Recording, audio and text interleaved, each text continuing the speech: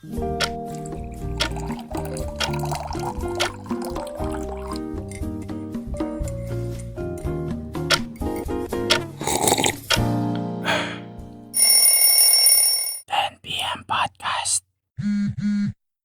is 10pm Podcast, your copy buddy tuwing alas 10 ng gabi.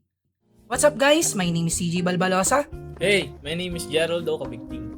And I am Aldrin Carlos. Hi guys, I'm Abigail Joy Bagsik. For tonight ay pag-uusapan natin ang ating mga personal experience kapag tayo ay nagre-relapse. Lahat naman siguro tayo dito ay nakagawian na mag-take back from the past. Kaya in this podcast ay pag-uusapan natin yung question na kailan mo na-realize na mahirap yung pamumuhay mo? Suspended in the air, I hear myself breathing. Ako realize ko na mahirap kami nung elementary ako. Papasok ako sa school na walang baon. Tapos may sumunod pa sa akin mga kapatid ko.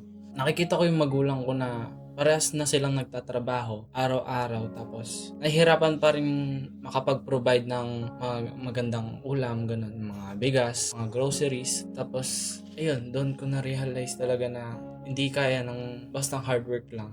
So ako naman, na-realize ko na mahirap kami nung bata ako kapag humihiling ako sa nanay ko na bilan ako ng laruan or ng dollhouse. Bilang bata, syempre gustong gusto ng mga bata magkaroon ng ganong kalaking dollhouse. Pero ako, kapag hinihiling ko yun sa nanay ko, ang lagi niyang sagot sa akin, sa Pasko na lang. And natauhan ako na mahirap talaga kami kasi ilang Pasko na yung dumaan pero hindi ko siya nakuha or hindi ako nabilan dahil nga kapos sa pera or wala kaming sapat na pera para ibili ako ng dollhouse. Sa part ko naman, maga kong naranasan yung pagiging mahirap. Yung dumadating sa point na nagtatanong ako bakit need naman namin ba't hindi namin mabili. Yung tipong tatanong ako sa nanay ko, makakain na ba tayo? Ang sasagot niya sa akin, pagdating ng tatay mo, kakain na tayo. Yung mga ganong karanasan ko sa buhay yung nagpa-realize talaga sa akin na kasi mahirap lang kami. Pero naiintindihan ko naman that time yung situation namin at di ako nagalit sa kanila.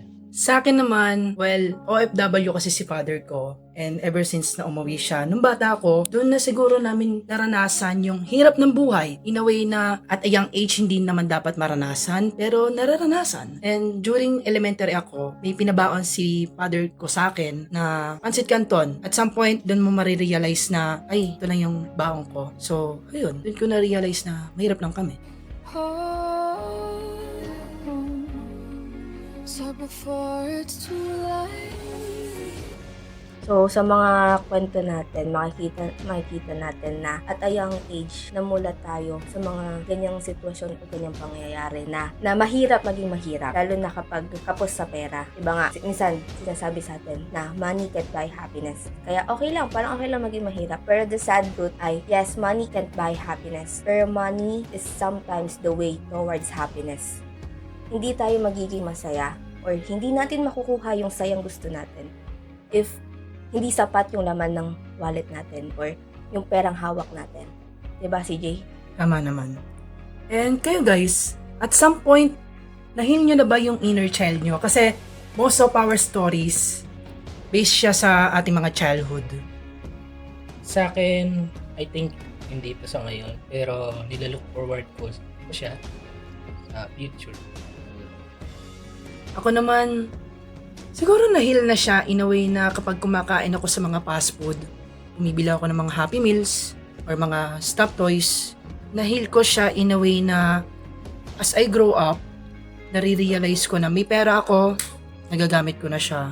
At somehow, yung pera ko na nagagamit is namamanage ko siya ng maayos. Sa pagtatapos ng ating podcast, kailangan natin tandaan na hindi lahat ng ating kagustuhan ay ating makukuha. Dahil lahat ng bagay ay may limitasyon. Ngunit hindi ibig sabihin nito ay hihinto na tayo. Tandaan natin na may tamang oras para sa ating mga kagustuhan. This is 10pm Podcast, your copy buddy ngayong alas 10 ng gabi. Ikaw, kailan mo na-realize, bestie?